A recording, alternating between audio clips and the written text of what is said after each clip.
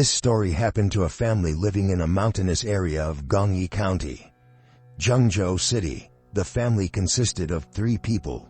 The husband, 50-year-old Yu Liang, had been working in another place for many years and only occasionally returned home to visit his family. The wife, Zhao Xiaodao, was 43 years old that year. They had a daughter named Jia Yan, who was in high school at a boarding school. On weekends, Jia Yan would usually take a bus home to visit her mother, staying Saturday and Sunday nights before returning to school. That day was a summer weekend in 2006, and the weather was extremely hot. When the last bus of the day dropped Jia Yan off at the stop, it was already dark. Excitedly, Jia Yan ran home, unaware that this weekend would be one she would never forget. She walked into the kitchen, which was located in the courtyard to the left of the main house. As soon as she reached the kitchen door, Jia Yan realized that her mother was not cooking because the kitchen was completely dark. She turned on the light, and what she saw was a horrifying sight. Her mother was lying sprawled on the ground, surrounded by a pool of blood that had spread across the kitchen floor. At that moment, Jia Yan was in extreme panic. Understandably so. Who wouldn't be? Seeing their mother in such a state, she struggled to call her father and the police. About 20 minutes later, the police from Gangyi County arrived at the scene. The victim's condition was indeed tragic. It was confirmed that the deceased was Jia Yan's mother, Zhao Xiaodao, 43 years old. Preliminary examinations indicated that the large pool of blood on the kitchen floor came from a deep cut on the victim's neck. The victim's lower garments had been removed, suggesting she had been sexually assaulted. The weapon used to inflict the deep neck wound was identified as a broad-bladed kitchen knife, which was still at the scene in the kitchen. The jewelry on the victim, such as bracelets, earrings, and necklaces, had been taken. However, strangely, there were no signs of burglary inside the house. Nothing had been ransacked, and everything remained neatly in place. If this was a robbery, why did the perpetrator only take the jewelry and not search for other valuables inside the house? Moreover, why would they commit such a brutal murder? This case quickly became a shocking incident because this village had always been peaceful. Other than minor disturbances like fights or petty thefts, there had never been such a gruesome murder. The county police quickly realized that solving this case was beyond their capacity, so they requested assistance from investigators and forensic experts from the Zhengzhou City Public Security Bureau.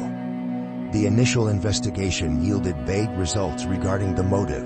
It was preliminarily classified as a sexual assault and murder. However, upon further forensic examination of the wounds and evidence on the victim's body, forensic experts discovered something unusual. The cut on the victim's neck was not the fatal injury. There were bruises around the wound, which had already begun to change color, indicating that they were inflicted earlier. After conducting complex tests, forensic experts determined that the actual cause of death was mechanical asphyxiation, meaning the victim had been strangled. The killer only used the kitchen knife to cut her neck after she was already dead. Why did the perpetrator act in such a bizarre and excessive manner? Further forensic analysis revealed additional findings. There were minor abrasions on the victim's buttocks, suggesting that she had been dragged. Combining this with the scene evidence, investigators concluded that the perpetrator had dragged the victim from the courtyard into the kitchen. However, strangely, there were no signs of struggle on the victim's body, no defensive wounds or injuries indicative of resistance. If the victim had been alive at that moment, how could she have remained completely passive while being dragged?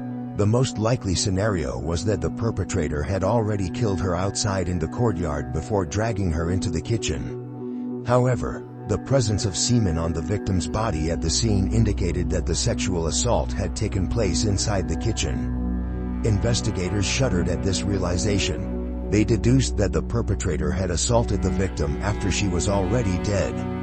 The victim Zhao Xiaodao's house was an old-style 4-room house with a spacious courtyard. The surrounding wall was about 2.5 meters high, creating a relatively enclosed space. Moreover, since the house was located at the edge of the village, it was difficult for passers-by to hear any disturbances from within.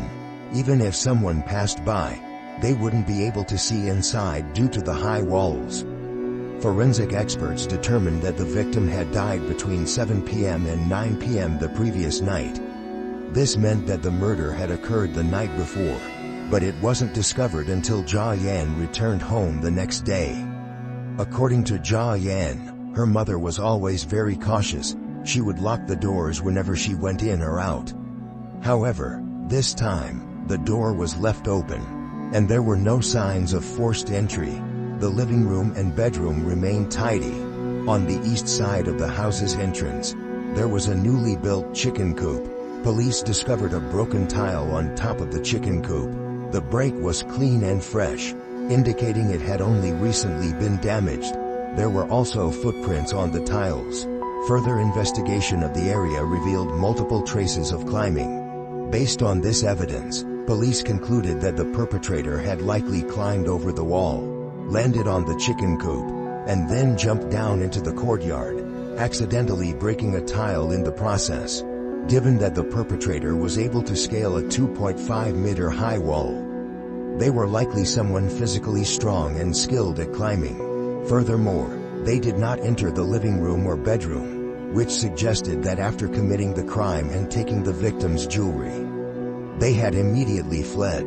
This village in the mountainous region of Gangyi County had poor transportation infrastructure at the time of the crime. Most residents relied on walking to get around. It took about an hour to walk from the victim's house to the nearest market.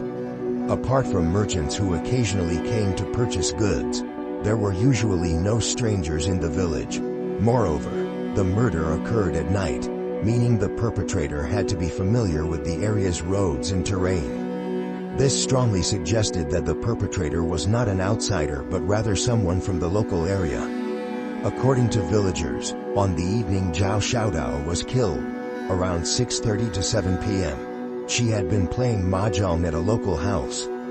The owner of the house, who frequently hosted mahjong games for villagers, provided tables and chairs and charged a small fee for people to play. This was a daily occurrence in the village. That evening, Zhao Xiaodao had also joined the game, but during the session, she had a heated argument with a man named Sun Chang. They accused each other of cheating, shouting back and forth. At that moment, Sun Chang appeared extremely angry and even lunged forward aggressively. If no one had intervened, it's possible that Sun Chang would have also hit Xiao Dao. The two argued fiercely, and Xiao Dao angrily left, while Sun Chang, still fuming, continued cursing and even threatened to teach Xiao Dao a lesson. As Xiao Dao was heading home, Sun Chang remained at the gambling den playing cards. At one point, he went to the restroom. While he was gone, the game couldn't continue properly due to the lack of a player. Other tables with full players carried on as usual, but the people at his table were restless. Seeing others playing and hearing the sound of shuffling cards while they could only sit and wait was frustrating. They kept checking the clock and muttering, wondering why Sun Chang was taking so long in the restroom. It was later confirmed that by the time he returned, 10 minutes had passed. This raised the question, could Sun Chang have used those 10 minutes to go to Xiao Dao's house, commit the crime, and return? To verify this, the police conducted an experiment to measure the time it took to walk or run between the gambling den and Xiao Dao's house. The distance between the two locations was relatively short, only a few hundred meters. A healthy adult could cover this distance in less than a minute. However, the police also considered Sun Chang's age and physical condition. He was already quite old at the time, and for him to commit the crime and return within 10 minutes seemed unlikely, as the act itself would require over 20 minutes. To be thorough, investigators also conducted a DNA test to compare Sun Chang's DNA with the semen found at the crime scene. The results showed no match. Therefore, Sun Chang was temporarily ruled out as a suspect. At that time, DNA testing was costly and time-consuming, but the police had to proceed with it to ensure justice and find the real culprit. Reviewing the crime scene photos and reports, investigators noticed that everything appeared normal except for one peculiar detail. A landline telephone was found on the bed instead of on the table where it was usually placed. This suggested that before the crime occurred, Xiao Dao might have been lying in bed and talking on the phone. The police contacted the telecommunications company to retrieve call records from that day. According to the telecom data, Xiao Dao's phone had been on a call from 7 p.m. to 1 a.m. The number was linked to a chat service called 168 Chat Room, a popular form of entertainment in rural areas of Henan province around 2006. It was similar to online chat rooms, but via phone calls. Many villagers frequently called this service. The forensic report estimated that Xiao Dao was killed between 7 p.m. and 9 p.m. Yet the phone call continued past 1 a.m. without being disconnected. This raised the question, besides the victim and the perpetrator, was there someone else inside the house? Further investigation revealed that Xiao Dao had frequently used the chat room and had developed several connections through it. Some conversations lasted for hours. Her husband worked far from home year-round, and their daughter was in boarding school, sometimes staying at school over the weekends. Although Xiao Dao's financial needs were well covered by her husband, she appeared to suffer from emotional loneliness. She often called the chat room for companionship. This raised another question. Had she developed feelings for someone she met through the chat service? Following this lead, the police requested another batch of phone records to identify the numbers Xiao Dao had frequently contacted over the past 6 months. One number stood out. It belonged to a 45-year-old man named Wu Gui, who was 2 years older than Xiao Dao. Wu Gui was married and worked at a coal mine near Xiao Dao's village.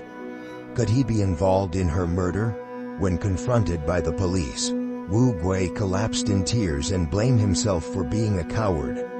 He admitted that on the night of the murder, he had been at Xiao Dao's house. The two had met through the chat room, and after realizing they lived nearby, they began an affair. Given their circumstances, Xiao Dao's husband working away and her daughter frequently at school, while Wu Gui's family lived in another area, the affair was relatively easy to carry out. They usually met in secret at night to avoid suspicion from the villagers. On the night of the incident, after having dinner together at Xiao Dao's house, she mentioned feeling too full and suggested going out for a while. She decided to visit the gambling den to play mahjong, while Wu Gui stayed behind, waiting for her. Bored, he picked up the landline phone and dialed the chat room service. He eventually dozed off, only waking up at 1 a.m. When he woke up, he noticed that Xiao Dao still hadn't returned. Assuming she had lost track of time while gambling, he went to the kitchen to find some food. As he approached the kitchen, he saw Xiao Dao lying in a pool of blood. Panicking, he fled the house immediately, afraid of being implicated in the crime and having his affair exposed. He never reported what he saw. The police collected Wu Gui's DNA and compared it with the DNA found at the crime scene. But the results did not match. Although the investigators were frustrated by Wu Gui's cowardice, seeing his lover murdered yet failing to report it, there was no direct evidence to implicate him. Therefore, he was temporarily ruled out as a suspect. During the interrogation, Wu Gui revealed an important detail. Xiao Dao's husband had recently confronted her about her affair. Wu Gui had been present when the husband called to question her. If the husband had indeed discovered the affair, it could have given him a motive for murder. Even though he appeared devastated and arranged a proper funeral for Xiao Dao, was it possible that his grief was merely a facade? However, could it be that the husband's grief was just an act? The police investigated his alibi and found that at the time of the murder, he was on a business trip in Shandong, which was geographically far from the crime scene. This ruled out the possibility that he committed the murder himself. There was also no evidence to suggest he had hired someone to kill his wife. Even the motive was unclear. He had previously only complained about being unable to reach his wife on the phone because she was always talking to someone. He had even joked, asking if she had a lover and was talking to him for so long. But this was just casual talk. He didn't actually know about her affair. In fact, he only found out when the police revealed it during the investigation. When he learned the truth, he seemed completely lost, as if his world had collapsed. He had spent years working far from home, tirelessly providing for his wife and daughter, only to be faced with such a cruel betrayal. At this point, the investigation seemed to have returned to square one. However, the police remained confident in their initial judgment that the killer was someone from the village. Following their reasoning, they interrogated many male villagers. This process took a long time, but after extensive questioning, they found no significant leads. But this was just the first step, what the police called luring the snake out of its hole. They then continued their surveillance, quietly monitoring if any suspects acted suspiciously or left the village suddenly after being questioned. Sure enough, one young man caught their attention. A 28-year-old named Kui Zhonghao had left the village just one day after the police came for questioning. The police had interviewed many people, including Zhonghao's roommate and several others. However, only Zhonghao immediately asked his employer for an early paycheck and claimed he needed to return home for urgent matters. Zhonghao and his roommate were both quarry workers. During their investigation, the police learned that Zhonghao was an only child from a financially struggling family. His mother had passed away early, and his father was an elderly manual laborer.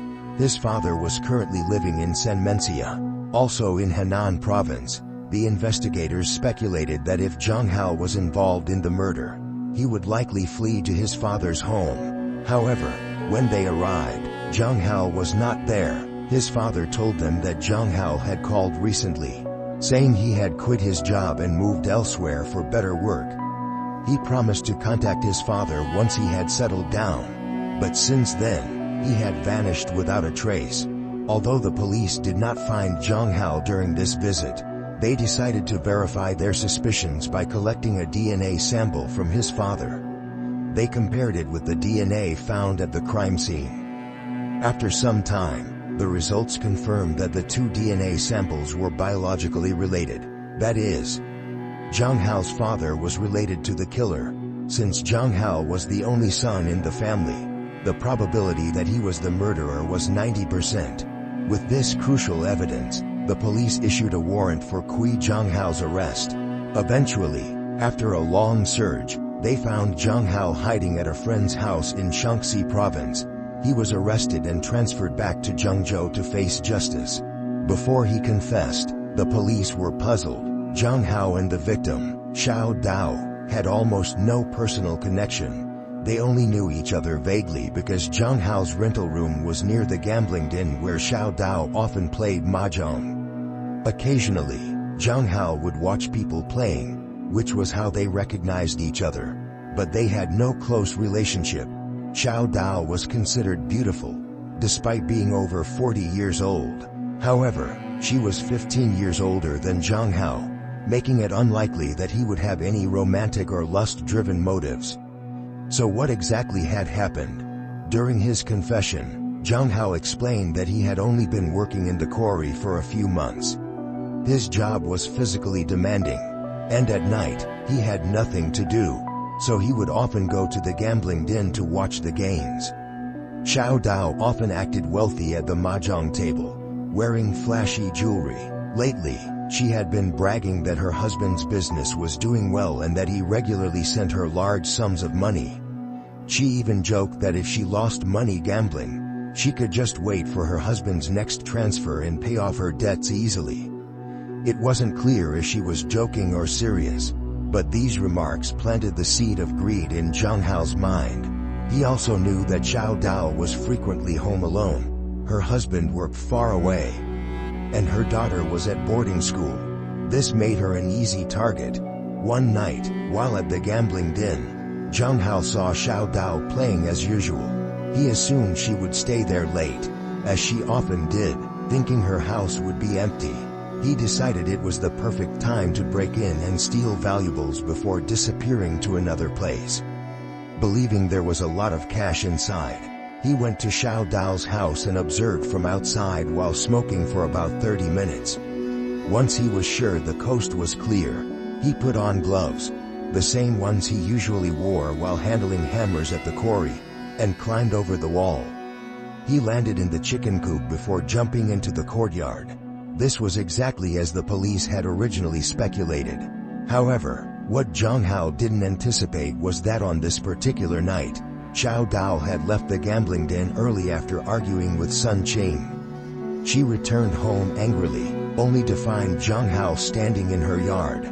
She recognized him immediately and quickly guessed that he was there to steal something. She didn't scream but spoke harshly, warning him, "How did you even get in here? If anything goes missing, you're responsible. Get out now. If you don't leave, I'll call the neighbors and have you arrested." At that moment, Xiao Dao didn't raise an alarm. First, Zhang Hao was cowering like a guilty child. And second, she knew him. She didn't want to make a scene, as she had a secret lover inside the house. If she caused too much commotion, her affair might be exposed, which would bring her shame in the village. So she turned around and walked toward the door to open it, intending only to kick Zhang Hao out. However, Zhang Hao misunderstood her actions. He thought she was going to run outside and scream for help. Panicked, he rushed at her, grabbing her neck with one hand and covering her mouth with the other. In his frantic attempt to silence her, he squeezed too hard, causing Xiao Dao to suffocate and die on the spot.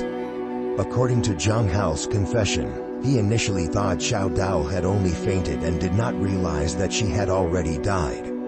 He dragged her into the kitchen, removed all her jewelry, and planned to escape. However, in his state of panic and confusion, his mind seemed to lose all balance. Seeing a woman in disheveled clothing in such a vulnerable state awakened his primal instincts, leading him to assault her, unaware that she was already dead. It was only after committing this depraved act that he realized Xiao Dao had actually died. At this point, he became even more frantic. In desperation, he grabbed the kitchen knife and slashed her throat, thinking this would mislead the police. It is unclear why he believed that doing so would confuse the investigation. But in his panicked state, this irrational thought made sense to him. The crime took place in the kitchen, just 5 meters away from the bedroom where Xiao Dao's lover was sleeping. Yet he remained completely unaware of the entire incident. In the end, Kui Zhanghao was sentenced to death by the Intermediate People's Court of Zhengzhou, Henan Province, in April 2007.